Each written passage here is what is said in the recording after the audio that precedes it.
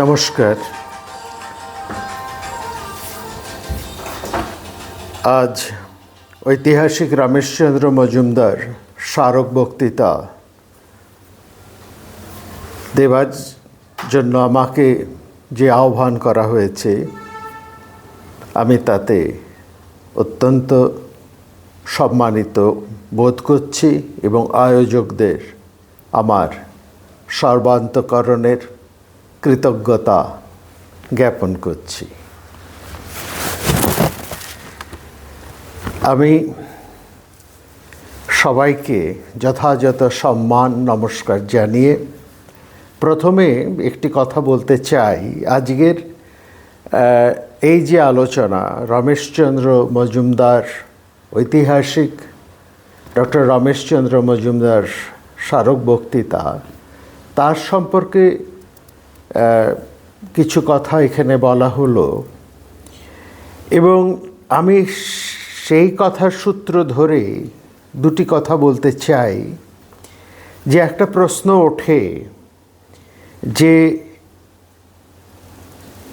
Doctor R C. Majumdar, Rameshchandra Majumdar, তিনি কি একজন নিরপেক্ষ ঐতিহাসিক নাকি একজন হিন্দু জাতীয়তাবাদী ইতিহাস নির্মাতা বা ঐতিহাসিক? এখানে আমাদের দুটি কথা বলার আছে। প্রথমটি হচ্ছে, তিনি খুবই গুরুত্বপূর্ণ এবং ঐতিহাসিক বা ইতিহাস নিয়ে যারা কাজ করছেন তারা সবাই এটি সর্বান্তঃকরণে স্বীকার করবেন যে রমেশচন্দ্র মজুমদার ইতিহাস রচনার ক্ষেত্রে তথ্য এবং প্রমাণের কঠোর অনুসারী ছিলেন। একটি উদাহরণ আমরা দিতে পারি। সরকার, তদানীন্তন সরকার যখন 1857 সালে সিপাহী বিদ্রোহকে প্রথম ভারতবর্ষের স্বাধীনতা সংগ্রাম বলে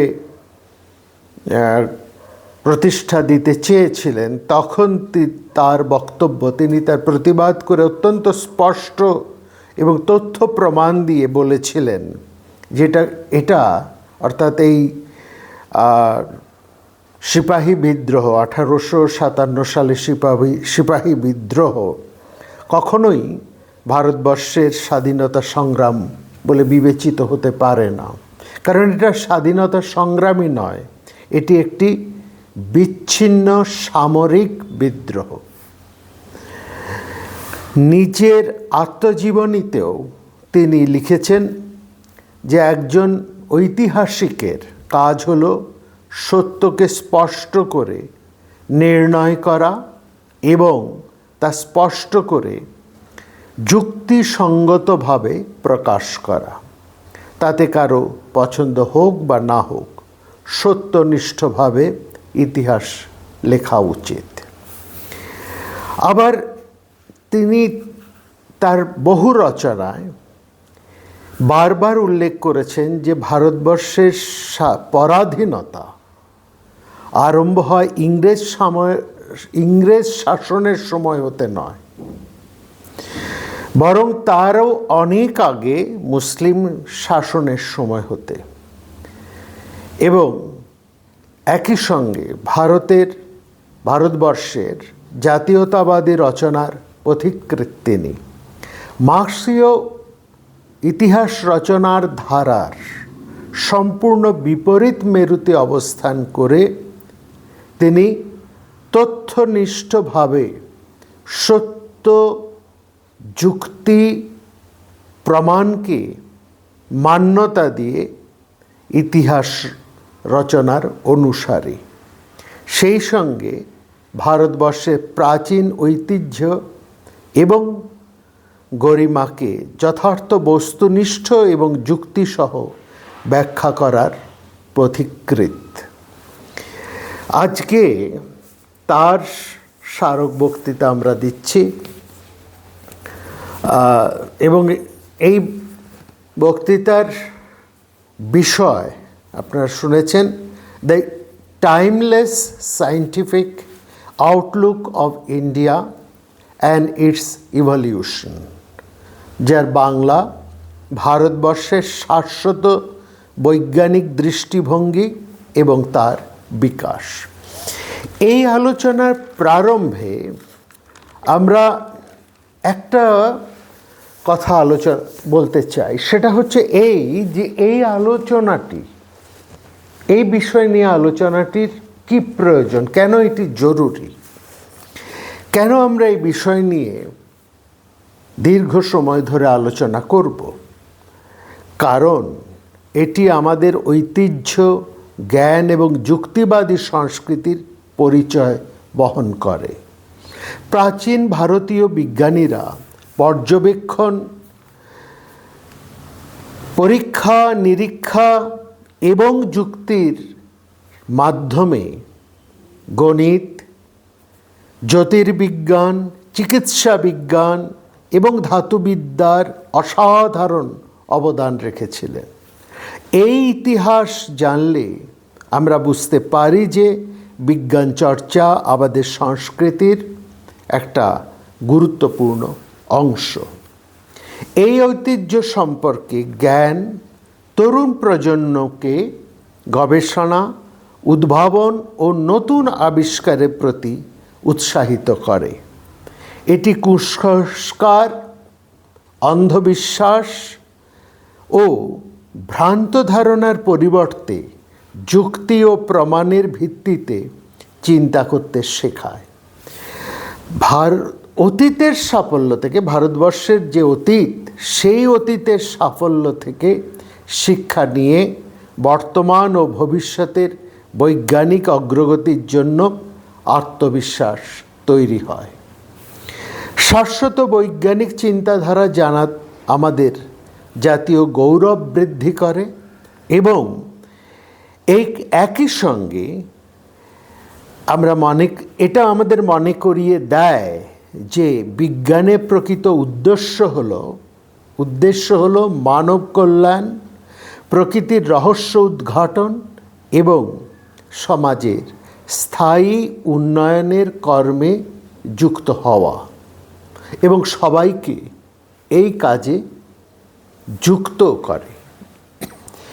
এই সময়ের আধুনিক যুবক যুবতীরা যখন জানতে পারে যে প্রাচীন ভারতে গণিত, জ্যোতির্বিজ্ঞান, চিকিৎসা বিজ্ঞান ও ধাতুবিদ্যার বিশ্বমানের গবেষণা হয়েছিল, তখন তাদের মধ্যে বিজ্ঞান ও গবেষণার প্রতি আরও আগ্রহ এবং আত্মবিশ্বাস বৃদ্ধি পায়।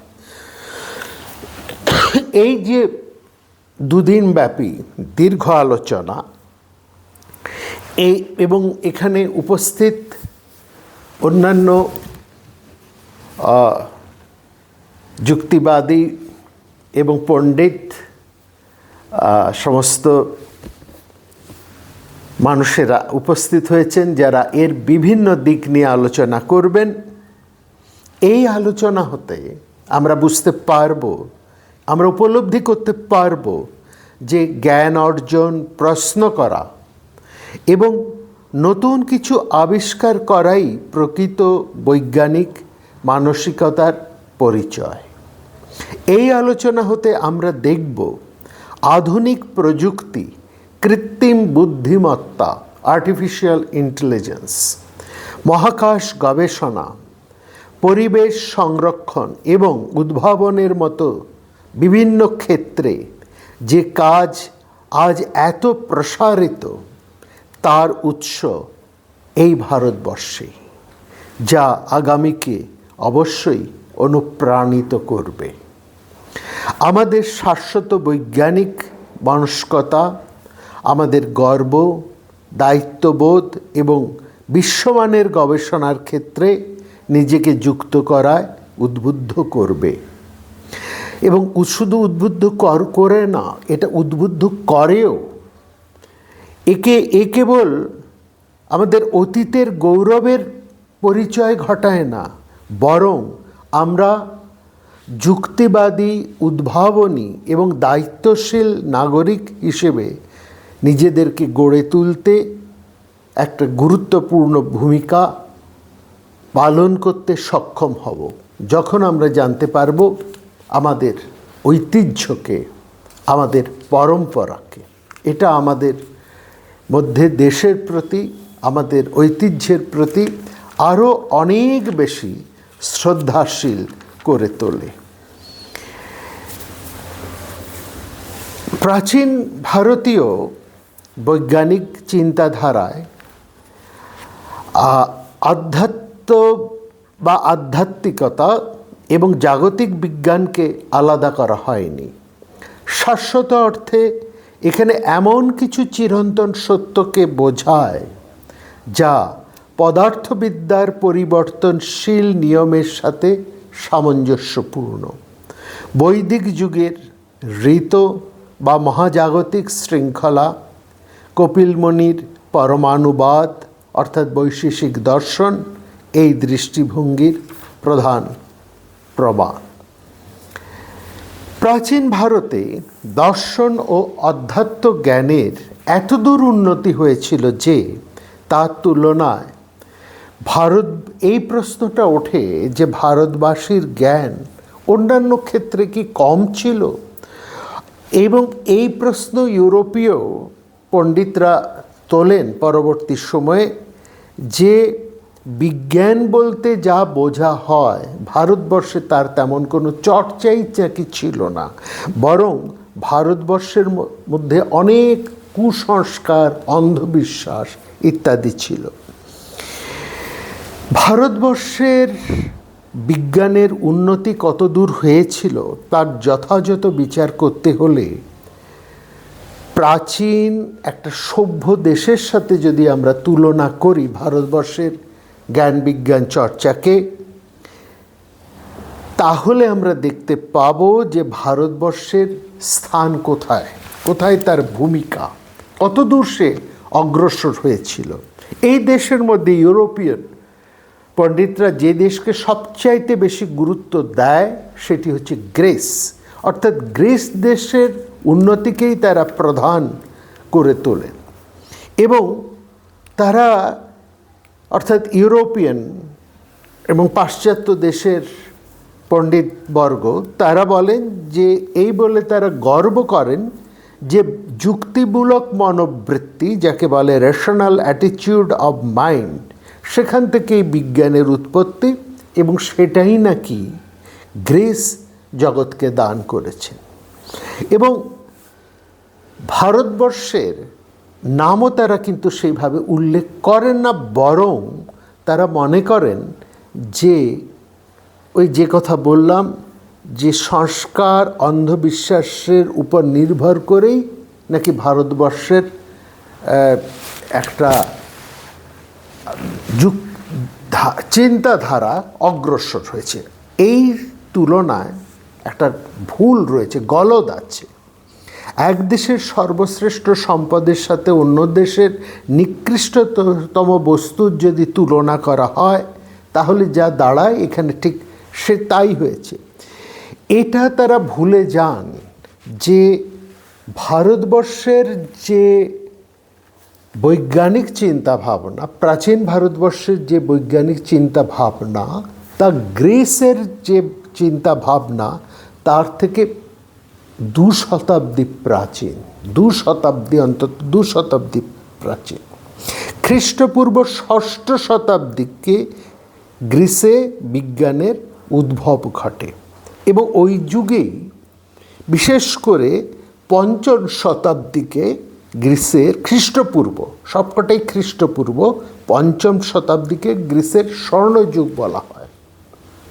আমরা যদি এই সময়টাকে দেখি, যেহেতু আমরা গ্রিসকে গুরুত্ব দিচ্ছি এ কারণেই যেহেতু ইউরোপিয়ান সাহেবেরা তারা গ্রিস দেশকে সবচাইতে গুরুত্ব দিয়েছেন জ্ঞান বিজ্ঞানের ক্ষেত্রে, ভারতবর্ষের চেয়েও অনেক এগিয়ে তারা রেখেছে।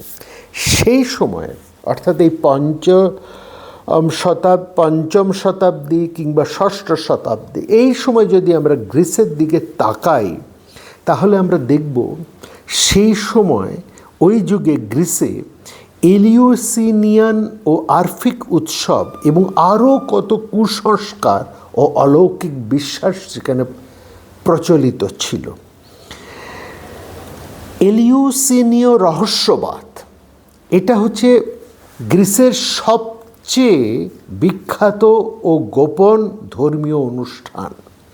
এটা ছিল উর্বরতা বৃদ্ধির এক অনুষ্ঠান, যা গ্রিস দেবী ডেমিটার এবং তার কন্যা পার্সেফোনের উদ্দেশ্যে পালন করা হতো।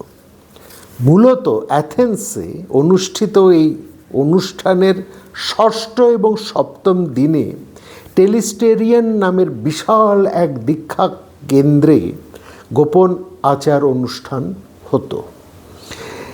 এই অংশের আচারগুলো এতই গোপনভাবে পালন করে রাখা হতো যে অংশগ্রহণকারীরা এগুলোকে প্রকাশ না করার জন্য আজীবন শপথ গ্রহণ করতেন। এই শপথ ভঙ্গ করলে মৃত্যুদণ্ড দেওয়া হতো। প্রায় 2000 বছর ধরে এই অনুষ্ঠান পালিত হয়েছিল। এই যে সময় গ্রিসের স্বর্ণযুগ, যে সময় ইউরোপিয়ানরা এই গ্রিসকে নিয়ে বলে, সত্যি এই সময় গ্রিসের জ্ঞান বিজ্ঞান পৃথিবীকে আলোকিত করেছে, এই নিয়ে আমরা কোনো অস্বীকার করি না। কিন্তু এবং ইউরোপীয় বিজ্ঞানের সর্বোচ্চ শিখা এই যুগেই জ্বলে উঠেছে, এটাও ঠিক। এবং সেটা যে সময় তার অনেক আগে ভারতবর্ষে জ্ঞান বিজ্ঞানের চর্চা আরম্ভ হয়ে গিয়েছে। অন্তত তার 2000 বছরের ঐতিহ্য তখন ভারতবর্ষের কাছে রয়েছে। দেখুন, এই যুগেই যে সময় গ্রিস, আমরা আমাদের যে জ্ঞান বিজ্ঞানের যে আলোকিত সময়, সেই সময়টাকে ইউরোপিয়ান এবং অন্যান্য পাশ্চাত্যের পণ্ডিতেরা তারা বলেন সেই সময় নাকি ভারতবর্ষে কুসংস্কার এবং অন্ধবিশ্বাস এতটাই ছিল যে সেখানে এই ধরনের বিজ্ঞানের চর্চা হওয়াই নাকি সম্ভবপর নয়। এই জায়গায় আমাদের আপত্তি। আমরা এখানে দেখাবো যে সময় ওই যে পঞ্চম বা ষষ্ঠ শতাব্দী, খ্রিস্টপূর্ব পঞ্চম এবং ষষ্ঠ শতাব্দী, যেটা ইউরোপীয় বিজ্ঞানের স্বর্ণযুগ এবং গ্রিসের তো বটে, সমগ্র ইউরোপের, সেই সময়ের কি 6টা দৃষ্টান্ত আমরা দেখছি যে সেই সময় 99% জনের মনোবৃত্তি মোটেও যুক্তিমূলক ছিল না, এবং কি গ্রিসেরও ছিল না, এবং পুরাতন সংস্কারের চক্রেই তারা আবর্তিত হতো। তার কয়েকটা উদাহরণ আমরা দিচ্ছি। প্রথম হচ্ছে, সেই সময় ওই শতাব্দীতেই, পঞ্চম বা ষষ্ঠ শতাব্দীতেই, তখন চন্দ্র সূর্য গ্রহতারার অবস্থান দেখে শুভ সময় নির্ণয় করা হতো। এটা বড় কোনো কথা নয়, কিন্তু মারাত্মক বিষয়টা হতো যে যুদ্ধের ক্ষেত্রেও এটা ভীষণভাবে পালন করা হতো, এবং তার প্রভাব এতটাই মারাত্মক ছিল। তার একটি দৃষ্টান্ত আপনাদেরকে তুলে দিতে আমরা চাই, সেটা হচ্ছে পিলোপোনিসিয়ান যে যুদ্ধ, গ্রিসের যে পিলোপোনিসিয়ান বিখ্যাত যুদ্ধ, যেই যুদ্ধে গ্রিসের, এথেন্সের সমস্ত গর্ব, শৌর্য এবং সূর্য অস্তমিত হয়ে গিয়েছিল। এই যুদ্ধের পরাজয়ের ফলেই এথেন্সের গৌরব রবি অস্তমিত হয়েছিল। তার মূল কারণ কি জানেন? তার মূল কারণ হচ্ছে এই চন্দ্রগ্রহণ।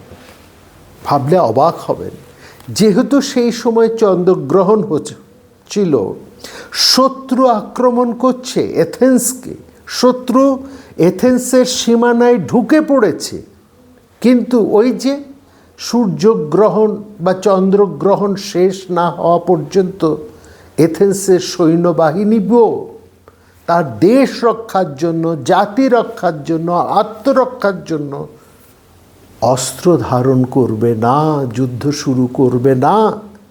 ফলত এথেন্স ধূলিসাৎ হয়ে গেল শত্রুর হাতে। এত বড় শক্তিমান গ্রিস সৈন্যদের, এত শক্তিমান গ্রিস এই একটি মাত্র কুসংস্কারের বশবর্তী হয়ে ধ্বংস হয়ে গেল। সেই সময় যদি ওই চন্দ্রগ্রহণের প্রভাবকে গুরুত্ব না দিয়ে তারা যদি যুদ্ধযাত্রা করতেন তাহলে গ্রিস রক্ষা পেত, এথেন্স রক্ষা পেত। আরেকটু উদাহরণ দিই। আপনারা জানেন যে পেরিক্লিস, তার নাম শুনেছেন, এথেন্সের সবচেয়ে সে সময়ের ক্ষমতাপন্ন প্রভাবশালী মানুষ ছিলেন। তার বন্ধু ছিলেন অ্যানাক্সাগোরাস। এই অ্যানাক্সাগোরাস তিনি এই রকম কুসংস্কারের প্রতিবাদে বলেছেন যে এই সূর্য চন্দ্র এরা গ্রহ নক্ষত্র, এরা কোনো বিশাল কোনো দেবতা নন, এদেরকে এত গুরুত্ব দেওয়ার কথা নয়। স্বাভাবিকভাবেই এই চন্দ্রগ্রহণ সূর্যগ্রহণ এগুলো হবে, এগুলো সৌরজগতের নিয়ম। এবং এই কথা বলার জন্যই সে সময় এথেন্স, মনে রাখবেন সেই সময় এথেন্সকে বলা হতো, গণপরিষদ ছিল তখন এথেন্সে একটা গণতান্ত্রিক নাকি ব্যবস্থা চলতে, এবং সেখানে ছিল একটা গণপরিষদ। সেই গণপরিষদে এই মর্মে প্রস্তাব করা হলো যে যারা প্রচলিত ধর্মমত ও সংস্কার মানবেন না, এই সমস্ত গ্রহণ ইত্যাদি নিয়ে, সূর্যচন্দ্র তারা ইত্যাদি নিয়ে অন্য কথা বলবেন, তাদেরকে ইমপিচমেন্ট করা হবে। এবং সে সময়ের প্রাচীন জগতের সর্বশ্রেষ্ঠ গণতন্ত্র শাসিত নগরী বলে পরিচিত এথেন্স, তার গণপরিষদে বিচার করে অ্যানাক্সাগোরাসের প্রাণদণ্ডের আদেশ হলো। তিনি অবশ্য তার সেই বন্ধু পেরিক্লিসের সাহায্যে কোনো মতে গ্রিস দেশ থেকে পালিয়ে প্রাণে বাঁচলেন। গ্রিক সভ্যতার সেই সময়ে ওই এথেন্সে উন্নত বৈজ্ঞানিক যুগে জ্যোতিষবিদ্যার, অ্যাস্ট্রোলজি নিয়ে সাধারণ মানুষ পড়াশুনো করতে পারতেন না, তাদের নিষিদ্ধ ছিল, নিষেধাজ্ঞা ছিল। এবং এই সময়ে প্রোটাগোরাস নামে একজন বিখ্যাত গ্রিসের দার্শনিক, তিনি দেবতাদের সম্পর্কে একটি গ্রন্থ লেখায় তার প্রাণদণ্ডের আদেশ হলো। তিনি বিচারের আগেই কোনো মতে পালিয়ে বাঁচলেন এবং তার রচনা গ্রন্থ সব প্রকাশ্য স্থানে পুড়িয়ে ভস্মীভূত করে দেওয়া হয়। গ্রিস যখন সবচাইতে মর্মান্তিক উদাহরণ আপনাদেরকে আমরা তুলতে পারি, ব্রুনো কথা, এসবের কথা তো আপনারা জানেন, ব্রুনোর কথাও আপনারা জানেন। গ্রিস যখন জ্ঞান বিজ্ঞানের আলোয় উদ্ভাসিত, নতুন আলোয় উদ্ভাসিত, তখন সেই গ্রিসের সর্বশ্রেষ্ঠ মনস্বী সক্রেটিস তা গণপরিষদে বিচারে হেমলক বিষ পান করে তাকে মৃত্যুবরণ করতে হয়েছিল।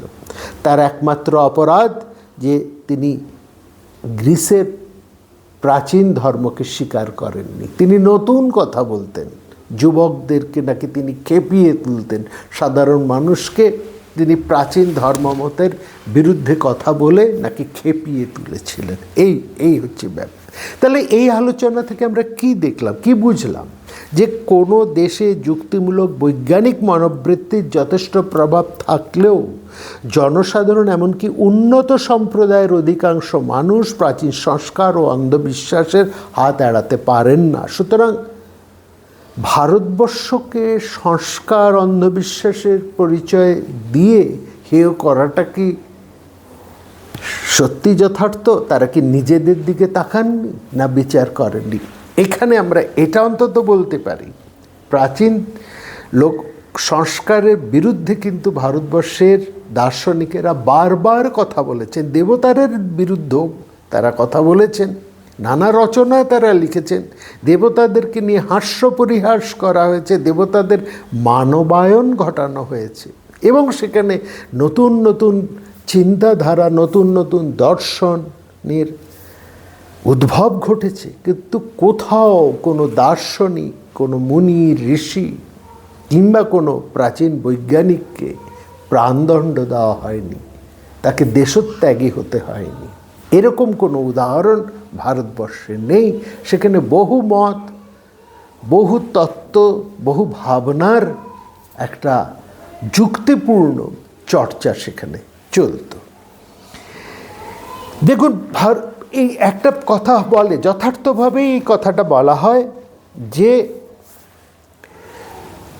কোনো দেশের মানুষ কী ধরনের বস্তু ব্যবহার করছেন, কী ধরনের দ্রব্য ব্যবহার করছেন, তার থেকে বোঝা যায়, তাদের সেই ব্যবহারিক অভিজ্ঞতা থেকে বোঝা যায় যে তারা সংসারের বাহ্য বিষয়ের জগতের পদার্থের ব্যাপারে তারা অভিজ্ঞ কিনা, পরিচিত কিনা।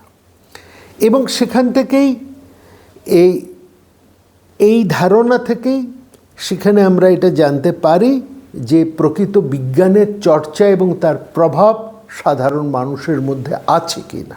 এটা একেবারেই সঠিক। এটা সব দেশের ক্ষেত্রে, গ্রিসের ক্ষেত্রেও যেমন সত্য, ভারতবর্ষের ক্ষেত্রেও তা সত্য। গ্রিসের সভ্যতার বহু আগে প্রাচীন সিন্ধু নদীর উপত্যকা, যেখানে বিশ্বের প্রাচীন সভ্যতার নিদর্শন আবিষ্কৃত হয়েছে, তার সম্বন্ধেও আমরা এই একই কথা বলতে পারি।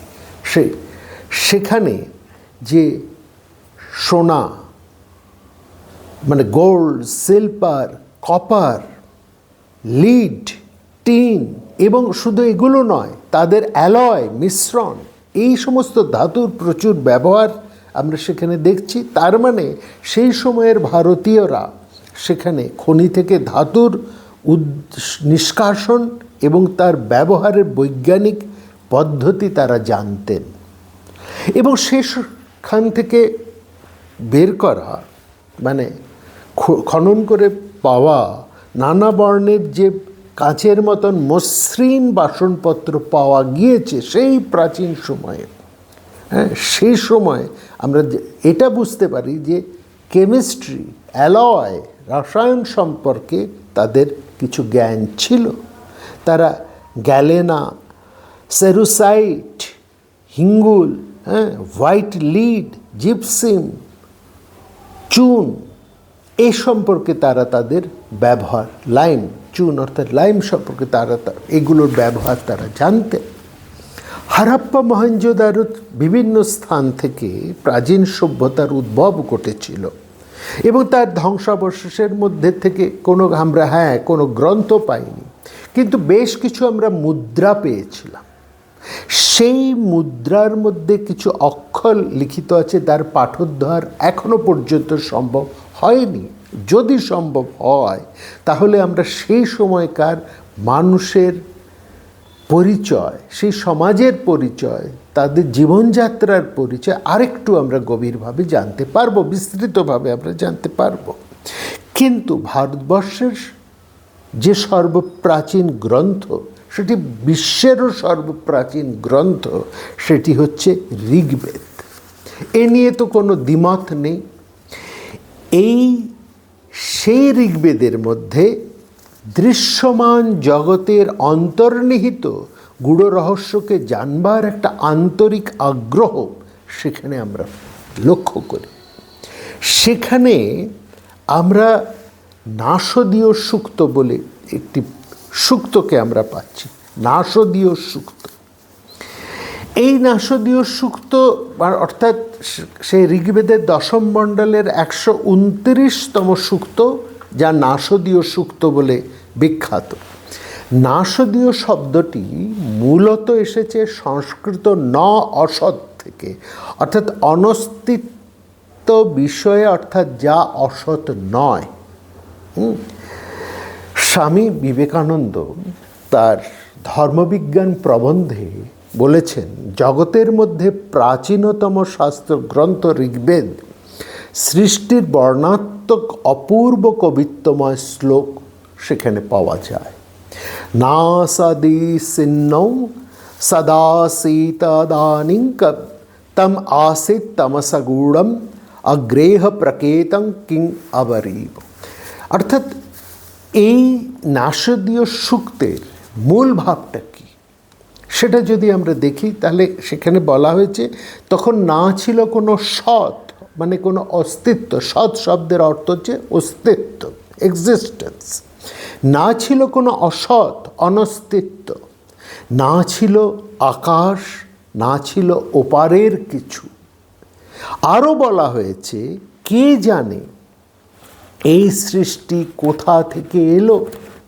দেবতাগণ তো সৃষ্টির পরে এসেছেন, যিনি সর্বোচ্চ আকাশে,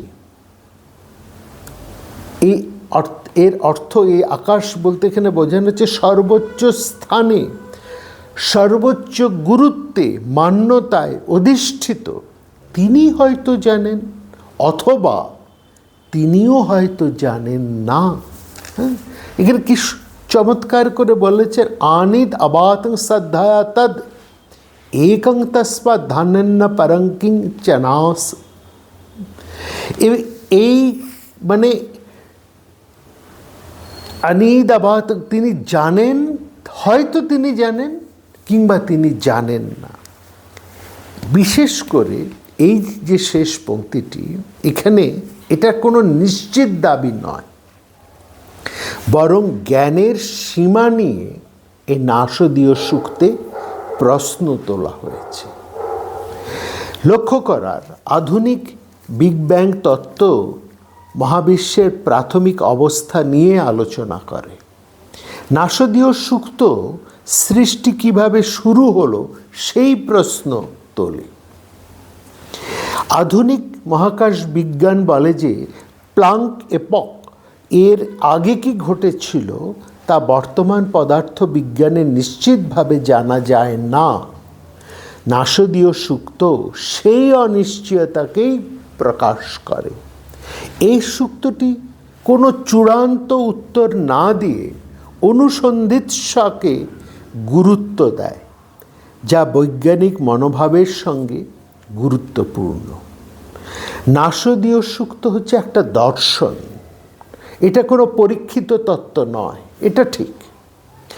ঋগ্বেদে বিগ ব্যাং তত্ত্ব ছিল এমন দাবি ভারতীয় দর্শন, প্রাচীন বিজ্ঞান, ইতিহাসবিদরা কেউ করেন না। এর মূলত দার্শনিক গভীরতা এবং প্রশ্নমুখী চিন্তার। আধুনিক বিজ্ঞানের সাথে এই নাসদীয় সূক্তের ভাবগত সাদৃশ্য রয়েছে, বিশেষ করে মহাবিশ্বের উৎপত্তি ও জ্ঞানের সীমা নিয়ে। কিন্তু এটিকে আধুনিক বিজ্ঞানের সমতুল্য দাবি করা হয় না, বরং বলা যায় এটি মানব সভ্যতার প্রাচীনতম গভীর কসমোলজিক্যাল প্রশ্নগুলির একটি কাব্যিক প্রকাশ।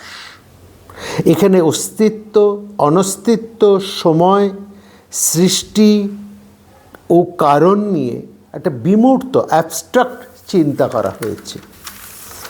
পরবর্তী সময়ে ভারতীয় যুক্তিবাদী এবং বিশ্লেষণধর্মী যেসব দর্শনের উদ্ভব ঘটেছে, যেমন ন্যায়, বৈশেষিক, বেদান্ত, এটি অর্থাৎ এই নাসদীয় সূক্ত তারই পথিকৃৎ। সবচেয়ে বড় কথা, এখানে আমরা প্রাচীন ভারতবর্ষেরই চিন্তার ক্ষেত্রে প্রশ্ন করার স্বাধীনতা, এই জায়গাটা বিশেষ করে লক্ষ্য করুন, প্রশ্ন করার স্বাধীনতা, জ্ঞানের সীমাবদ্ধতাকে স্বীকার করার মানসিকতা, যুক্তি নির্ভর ও অনুসন্ধানমূলক মনোভাব এবং বিশ্ব সৃষ্টির রহস্যকে গভীর দার্শনিক দৃষ্টিতে দেখার প্রচেষ্টা বিশেষভাবে লক্ষ্য করে। তিনটি জিনিস খুব গুরুত্বপূর্ণ: প্রশ্ন করার স্বাধীনতা, জ্ঞানের সীমাবদ্ধতাকে স্বীকার করার মানসিকতা, যুক্তি নির্ভর ও অনুসন্ধানমূলক মনোভাব এবং বিশ্ব সৃষ্টির রহস্যকে গভীর দার্শনিক দৃষ্টিতে দেখার প্রচেষ্টা বিশেষভাবে লক্ষ্য করি। এই সাহস, এই সদিচ্ছা, এই প্রয়াস, এই দৃষ্টিভঙ্গি কিন্তু ইউরোপীয় কোনো উন্নত সমাজে আমরা দেখিনি, প্রাচীন সমাজে দেখিনি। সেখানে যারাই প্রশ্ন করেছেন, যারাই প্রচলিত ধর্মমত, কুসংস্কার, বিশ্বাসের বিরুদ্ধে দাঁড়িয়ে সত্যকে প্রকাশ করতে গেছেন, হয় তাদেরকে দেশ ছাড়তে হয়েছে, দেশত্যাগী হতে হয়েছে, নয়তো তাদের প্রাণদণ্ড হয়েছে, নয়তো তাদেরকে ভুল স্বীকার করতে হয়েছে, মাথা নত করে থাকতে হয়েছে, নয়তো তাদেরকে পুড়িয়ে মারা হয়েছে। এই তো অবস্থা। এই কারণেই নাসদীয় সূক্ত কেবল ভারতীয় ঐতিহ্যে নয়, বিশ্ব মানবের চিন্তার ইতিহাসে একটি অসাধারণ রচনা হিসেবে বিবেচিত হবে। এবং এখানেই এই নাসদীয় সূক্তের সম্পর্কে আমরা আরেকটু কথা বলবো, দুটো কথা আমরা নিশ্চয়ই বলতে চাইছি। যে সেখানেই আমরা পাচ্ছি যে ইনি সেই অনাদি অনন্ত পুরুষ, গতিশূন্য বা নিশ্চেষ্টভাবে ছিলেন। প্রাণ ও আকাশ তখন সেই অনন্ত পুরুষে সুপ্তভাবে ছিল, কিন্তু কোনো ব্যক্ত অর্থাৎ প্রকাশমান প্রপঞ্চ বিশ্ব ছিল না। এই অবস্থাকেই অব্যক্ত বলে, স্পন্দনহীন, অপ্রকাশিত। এবং তারপরে যা বলা হচ্ছে সেটা খুব গুরুত্বপূর্ণ। ক্রমবিকাশের জন্য একটা নতুন কল্পের আদিতে, প্রারম্ভে এই অব্যক্ত স্পন্দিত হতে থাকে। তার মধ্যে একটা কম্পন লক্ষ্য করা যায়। আর প্রাণ আকাশের উপর ক্রমাগত ওই কম্পন, ওই ঘায়ের পর ঘা দিতে দিতে ক্রমশ স্থূল হতে থাকে, সূক্ষ্ম থেকে স্থূলে। আর ক্রমে আকর্ষণ বিকর্ষণ শক্তিদ্বয়ের বলে পরমাণু গঠিত হয়। কি করে পরমাণু গঠিত হলো তার একটা চিন্তা, তার একটা ভাবনা আমরা সেখানে দেখছি। না, ল্যাবরেটরির কোনো পরীক্ষা নয়, কিন্তু প্রজ্ঞার, চিন্তার একটা ইনটিউশন, সেটা আমরা কিন্তু এখানে দেখছি। অর্থাৎ চেতন থেকে চেতনের বিস্তার, চেতনার সূক্ষ্মতম স্তর থেকে স্থূলের অভিব্যক্তি। এই চেতনা বা কনসাসনেসের ধারণা ভারতবর্ষের নিজস্ব সর্বপ্রথম ধারণা, এটা বলতে হবে, যা থেকে পরবর্তীকালে বিশ্ব এবং আধুনিক বিজ্ঞান বিশেষভাবে প্রভাবিত।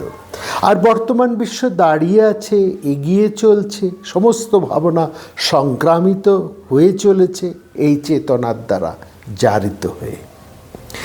এই যাকে আমরা আধুনিক বিজ্ঞানের অন্যতম স্তম্ভ, আর্টিফিশিয়াল ইন্টেলিজেন্সের ভিত্তি বলতে পারি। এই ভাবনা, এই চিন্তাকে, এই ইন্টেলিজেন্সিয়া বা বোধ ভারতবর্ষের একক অবদান।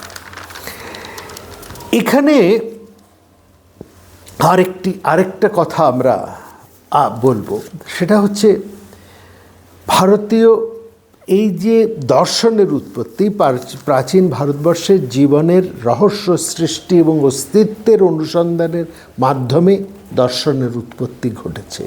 বৌদ্ধিক চিন্তা, তপস্যা এবং তার বিশ্লেষণ, এই তিনটি মূল উৎস হতে এর বিকাশ।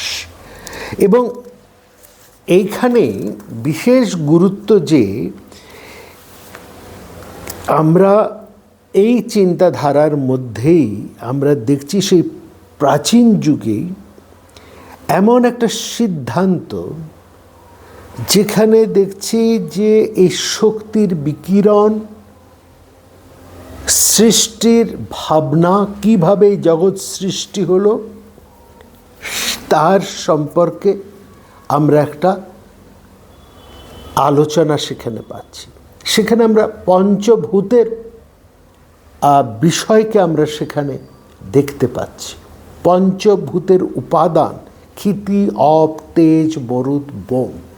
তারা অনেক পরবর্তী সময় গ্রিস দার্শনিকেরা, গ্রিস দেশের বৈজ্ঞানিকেরা, তারা কিন্তু এই পাঁচটি ধারণা তখনও তারা করতে পারেননি। মনে রাখবেন, এই গ্যাপ ভারতবর্ষের যখন এই পঞ্চভূতের ধারণা রয়েছে, সেই আমাদের বৈদিক সাহিত্যে আমরা যেটা পাচ্ছি, তার অন্তত 2000 বছর পরে গ্রিস দেশের এই ধারণার পরিচয় আমরা পাই। সেখানে কিন্তু পঞ্চভূতের কথা বলা হচ্ছে না। যেখানে আমরা ক্ষিতি, অপ, তেজ, মরুত, বোম, জল, মাটি, আগুন, আকাশ, বায়ু, এই পাঁচটা, এবং এই পাঁচটি উপাদান দিয়েই বিশ্বজগতের সব কিছু নির্মিত, এবং সব কিছুই আবার সেই পাঁচটি উপাদানেই ফিরে যায়। এই সত্যকে যখন ভারতবর্ষ উপলব্ধি করতে পেরেছে, এই উপলব্ধি তার আবিষ্কার।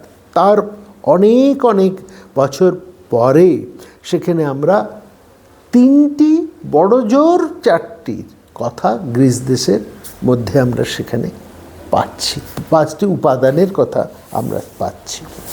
এখানে আমাদের আরেকজনের কথা বলতে হবে, ভারতীয় মহর্ষি কণাদের কথা বলতে হবে। কণাদের বিজ্ঞান ভাবনা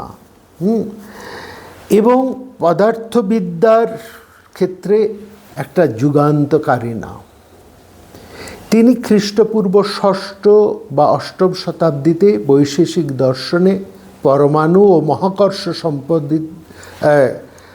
সম্পর্কিত বহু মৌলিক ধারণার অবতারণা করেন, যা আধুনিক বিজ্ঞানের ভিত্তি হিসেবে স্বীকার করা হয়।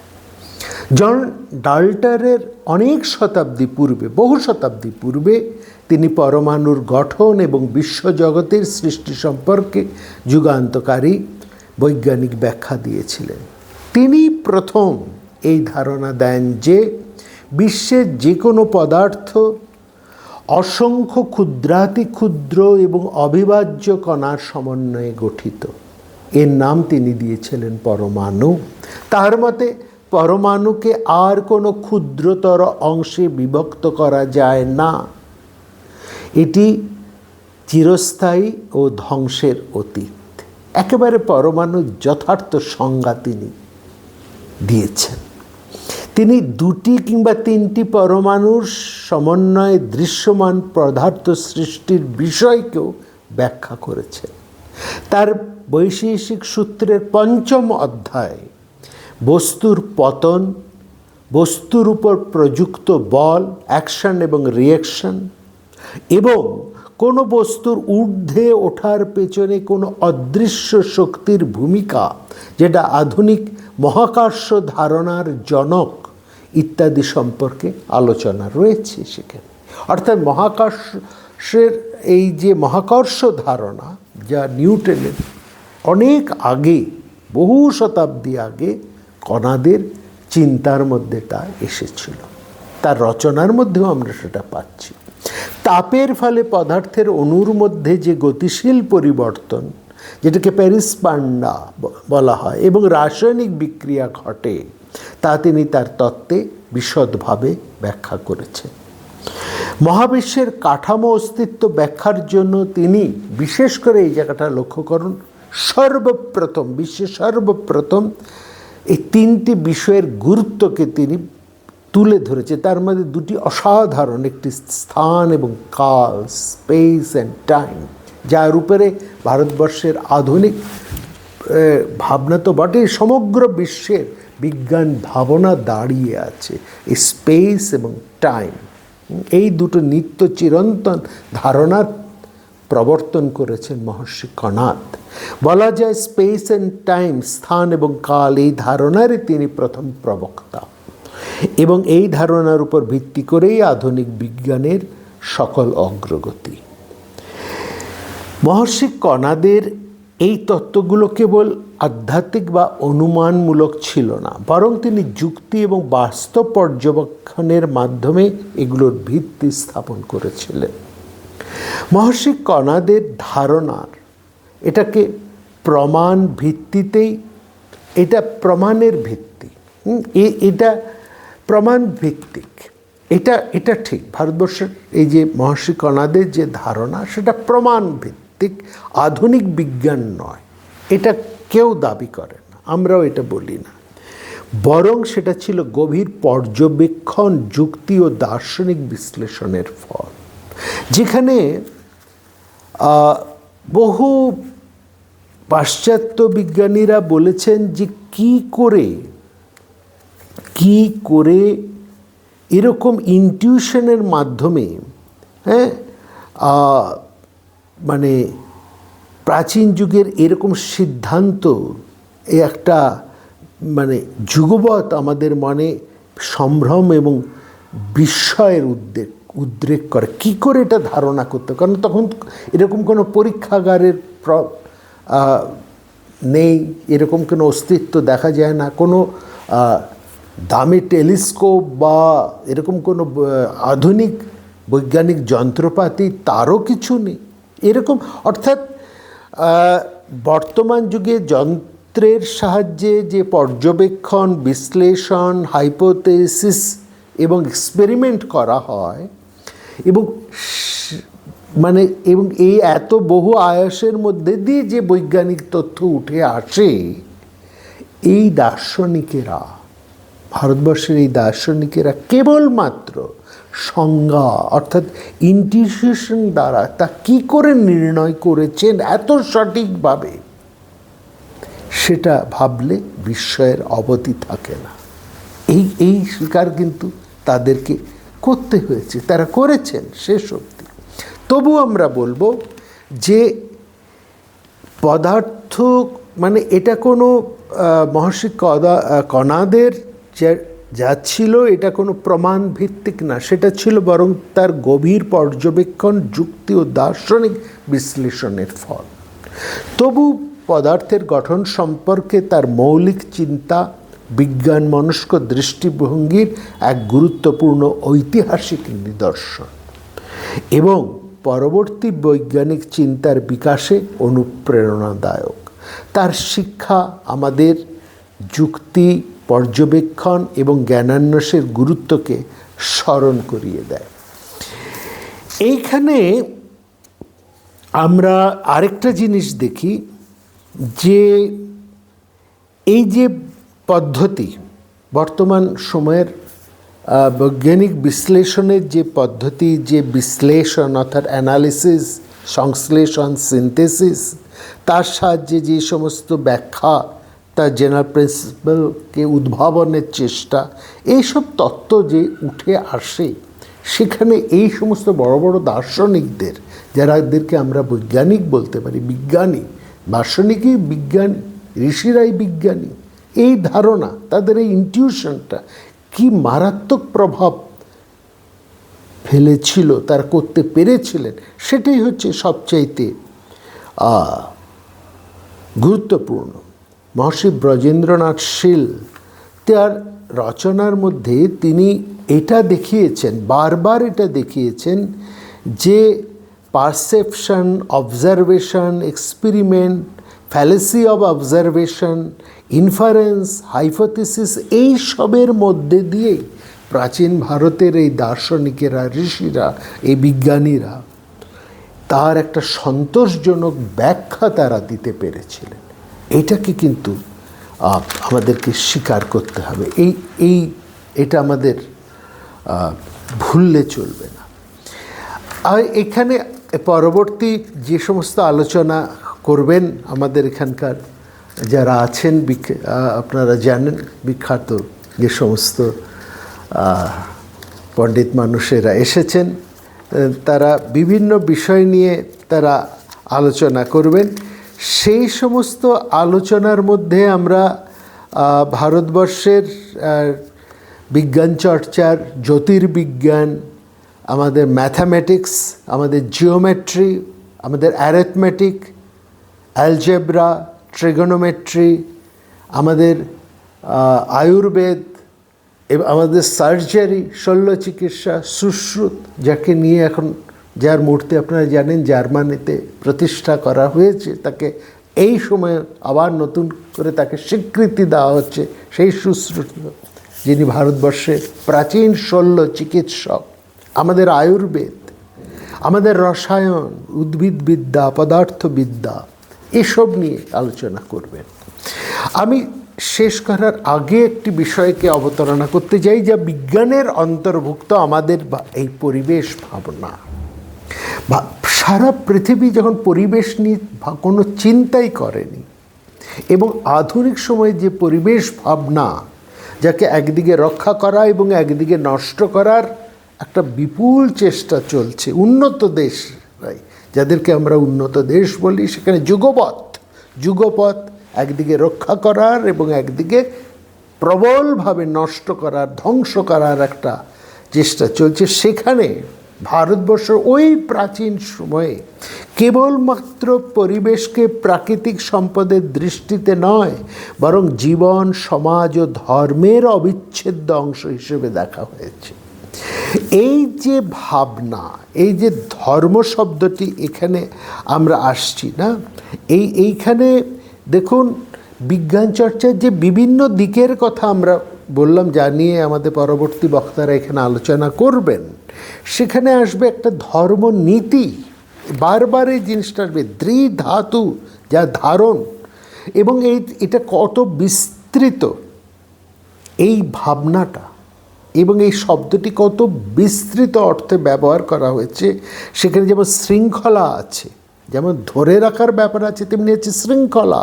হ্যাঁ, সেখানে আছে ল অ্যান্ড অর্ডার বলতে আমরা যা বুঝি, নৈতিকতা, কর্তব্য, রাইটওয়াসনেস, ডিউটি।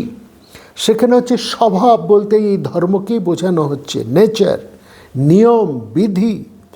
হ্যাঁ, জুরিসডিকশন বা রাইট, যাকে আমরা এখন অধিকার বলি, এই যে অধিকার নিয়ে, রাইট নিয়ে এত আন্দোলন সারা পৃথিবী জুড়ে, শাসন, রুল, অর্ডিন্যান্স, চরিত্র, ক্যারেক্টার, পদার্থের ধর্ম, পদার্থের চরিত্র, নেচার, স্বভাব কেমন, সব জিনিসের স্বভাব কেমন, এই নেচার কেমন, জাস্টিস, ন্যায় বিচার, মূল্যবোধ, ভ্যালুস, হিউম্যানিটি বা মানবিকতা, এই সবই কিন্তু এই ধর্ম শব্দের অন্তর্ভুক্ত। এইটি হচ্ছে বিরাট। এই বিষয়টিও কিন্তু বারবার আমরা আশা করব পরবর্তী তারা যখন তাদের বিভিন্ন বিজ্ঞান চর্চার, ভারতবর্ষের বিজ্ঞান চর্চার বিভিন্ন দিক নিয়ে কথা বলবেন, তখন এই ধর্মকেও তারা ঠিক ওইখানে ওইভাবেই যুক্ত করবেন, যেটাকে ধর্মকে একটা বৈজ্ঞানিক দৃষ্টিভঙ্গি থেকে দেখা হয়েছে। ভারতবর্ষের আধ্যাত্মিকতা এবং বিজ্ঞান ভাবনাটা কিন্তু কখনোই আলাদা নয়, এবং আধ্যাত্মিকতা এবং বিজ্ঞান দুটোই কিন্তু সেই সত্যকেই অন্বেষণ করে। তাহলে আধ্যাত্মিকতা এবং বিজ্ঞানটা কোথায়? না, বিজ্ঞান যেখানে শেষ হয় সেখান থেকে আধ্যাত্মিকতা বা দর্শনের সৃষ্টি। এই আধ্যাত্মিকতাও কিন্তু সেই সত্যকে অন্বেষণ করছে, বিজ্ঞান যেখানে যেভাবে অন্বেষণ করে সব জিনিস। বহু বৈজ্ঞানিকেরা এই কথা বলেছেন, এবং এটা এখন এক সর্বজন স্বীকৃত যে পরীক্ষাগারে, এক্সপেরিমেন্টের মধ্যে বা কেবলমাত্র প্রমাণ দিয়ে বিশ্বের সব রহস্যকে ধরা যায় না, বোঝা যায় না। সেখানে একটা উপলব্ধির বিশাল প্রয়োজন, উপলব্ধি। এই উপলব্ধিটাই হচ্ছে দর্শন, এবং এখান থেকেই ভারতবর্ষের আধ্যাত্মিকতা। ভারতবর্ষের আধ্যাত্মিকতা কখনোই অবৈজ্ঞানিক নয়, এটা বলবো, কারণ ভারতবর্ষের আধ্যাত্মিকতার মধ্যেই কিন্তু বিভিন্নভাবে সত্যকে নানাভাবে পরীক্ষা নিরীক্ষা করার একটা প্রবণতা রয়েছে, এবং তারপরে সেই সত্যকে স্বীকার করা হয়েছে। সেখানে কোনো গোঁড়ামি নেই, কেন কোনো একদেশিতা নেই, এবং সবচাইতে বড় যেটা জিনিস, এটা সবার জন্য উন্মুক্ত। যে কেউই, যে কোনো মতাবলম্বী যে কেউই একে পরীক্ষা করে প্রমাণ করে দেখতে পারে যে সত্যটা, যাকে প্রত্যেকেই যে কেউই নিজের মতো করে প্রমাণ করে পরীক্ষা করে দেখে সেই সত্যকে উপলব্ধি করতে পারেন, সেটাই তো বিজ্ঞান। ভারতবর্ষের আধ্যাত্মিকতা সেটাই বলে, যে সবার জন্যই উন্মুক্ত, এবং সেখানে মূল্যবোধ এবং মানবিকতাকে কিন্তু সবচাইতে বেশি গুরুত্ব দেওয়া হয়েছে। সেখানে কোনো গোঁড়ামি, মতান্ধতা, কোনো সংকীর্ণতা সেখানে কোনো স্থান নেই। এটা হচ্ছে সবচাইতে বড় জিনিস। এই আধ্যাত্মিকতা এবং ভারতবর্ষের বিজ্ঞান দুটোই কিন্তু হাত ধরাধরি করে একসঙ্গে চলছে, এক অন্যের পরিপূরক। পরিবেশ ভাবনার কথাটা আমরা বলতে গিয়ে একটু সরে এসেছি। এই পরিবেশ ভাবনাকে অত্যন্ত গুরুত্ব দেওয়া, যে কথা আমরা বলছি কেবলমাত্র প্রাকৃতিক সম্পদের দৃষ্টিতে নয়, বরং জীবন, সমাজ ও ধর্মের অবিচ্ছেদ্য অংশ হিসেবে দেখা হয়েছে। ধর্ম বলতে কি তা আমরা একটু আগেই শুনেছি। সেই দৃষ্টি হতে সংরক্ষণ এবং সম্মান করার ধারণা প্রাচীন সাহিত্য, দর্শন ও ভারতবর্ষের সামাজিক আচারে প্রতিফলিত হয়েছে। পরস্পর নির্ভরশীল এবং সহাবস্থানের গুরুত্বই সেখানে সর্বাধিক। পঞ্চভূতের যে ধারণার কথা আমরা বলছি, ক্ষিতি, অপ, তেজ, মরুদ, বোম, পৃথিবী, জল, অগ্নি, বায়ু, আকাশ, এই পাঁচটি মৌলিক উপাদানের সমন্বয়ে বিশ্ব ও জীবন গঠিত হয়েছে। এই ধারণা যেমন ছিল, একে রক্ষা করার কথাও সেখানে কিন্তু বারবার বলা হয়েছে, তাকে শোধন করার, তাকে রক্ষা করার। বৃক্ষ ছিল পবিত্র আশ্রয়, নদী হচ্ছে জীবনদায়িনী। বিশেষ করে উল্লেখযোগ্য ঋগ্বেদের সেই নদী সূক্ত, অথর্ববেদের ভূমি সূক্ত। এই ভূমি সূক্তে বলা হচ্ছে, মাতা ভূমি পিত্রাং পৃথিব্যা, পৃথিবী আমার জননী, আমি পৃথিবীর সন্তান। বিষ্ণু পুরাণ, স্কন্দ পুরাণ, পদ্ম পুরাণ এবং ভাগবত পুরাণে এ বিষয়ে প্রচুর উদাহরণ রয়েছে। ভাগবত পুরাণে বলা হয়েছে, পত্রপুষ্প ফলচ্ছায়া মূলবল্কল দারুভি গন্ধ নির্যাস ভস্মাস্তিস্তোকম্যে কামম বিতন্যতে। এই বৃক্ষ নিজের জন্যে নয়, বৃক্ষ তার নিজের জন্যে নয়, বরং অন্যের কল্যাণে ফল, ফুল, ছায়া, মূল, বল্কল ও কাঠ দান করে। সুজনস্যেব যেসাঙ্গে বিমুখা জানতে নার্থে না, সজ্জন মানুষের মতো এদের কাছ থেকে কোনো প্রার্থী কখনো খালি হাতে ফিরে যায় না। অতএব তুমি সবসময় এই বৃক্ষকে রক্ষা করবে, বনস্পতিকে রক্ষা করবে, বনজ সম্পদকে রক্ষা করবে, বন সংরক্ষণ করবে, প্রকৃতিকে সংরক্ষণ করবে, নদী, জল, মাটি সব কিছুকে তুমি পবিত্র রাখবে, নিজেকে পবিত্র রাখার জন্যে। রামায়ণ, মহাভারতে এর অজস্র উদাহরণ রয়েছে। আমি আমার এই আলোচনার উপসংহার আসি।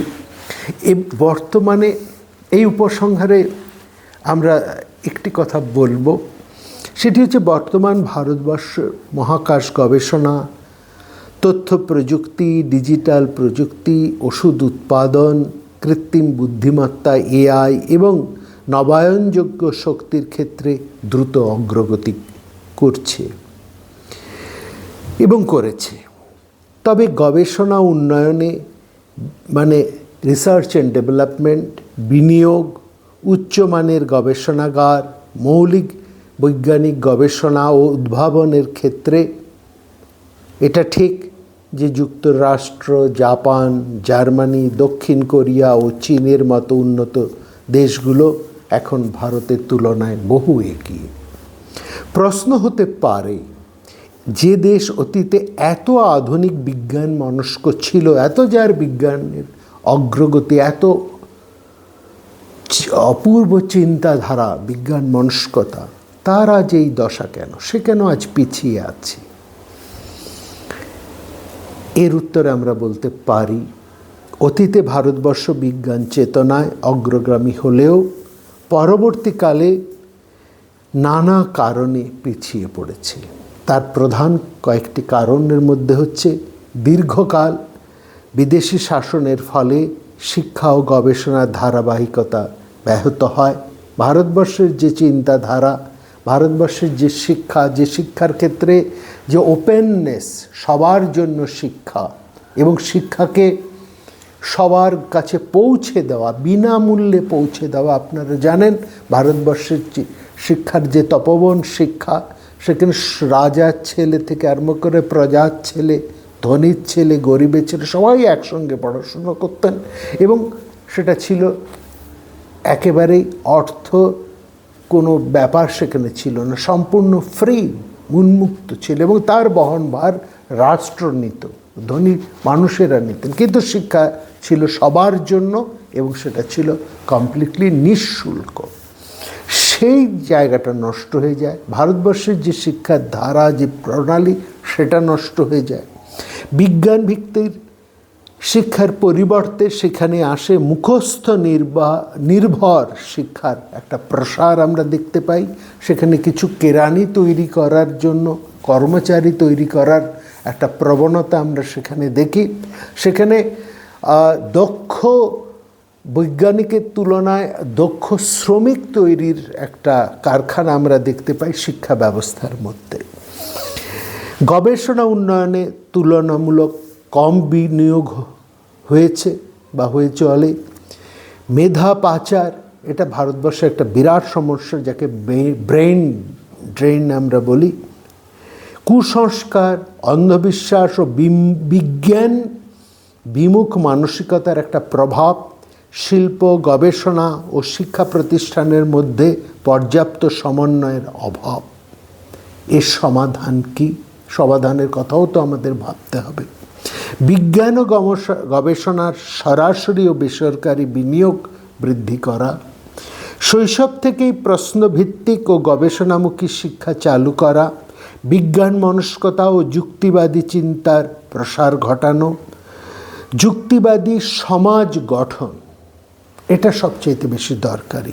গবেষকদের উপযুক্ত সুযোগ সুবিধা ও সম্মান নিশ্চিত করা, বিশ্ববিদ্যালয়, গবেষণা প্রতিষ্ঠান ও শিল্পক্ষেত্রের মধ্যে কার্যকর সহযোগিতা গড়ে তোলা, উদ্ভাবন, স্টার্ট আপ এবং দেশীয় প্রযুক্তি উন্নয়নে উৎসাহ দেওয়া, বৈজ্ঞানিক চর্চার ধারাবাহিকতা ভেঙে যাওয়া এবং গবেষণার তুলনামূলক কম গুরুত্ব দেওয়ার ফলেই ভারতবর্ষের বিজ্ঞান চর্চাটা এতটা পিছিয়ে গেছে। অর্থাৎ আমাদের বিজ্ঞান মনস্ক শিক্ষা, গবেষণার মধ্যে বেশি বিনিয়োগ, উন্নয়নের পরিবেশ এবং যুক্তিবাদী সমাজ গঠনের দিকে বেশি নজর দিতে হবে। এইগুলোর দিকে যদি আমরা দৃষ্টি দিই তাহলে নিশ্চিতভাবে ভারতবর্ষ আবার জগৎ সভায় তার শ্রেষ্ঠ আসন অধিকার করতে পারবে। আপনাদের সবাইকে ধন্যবাদ।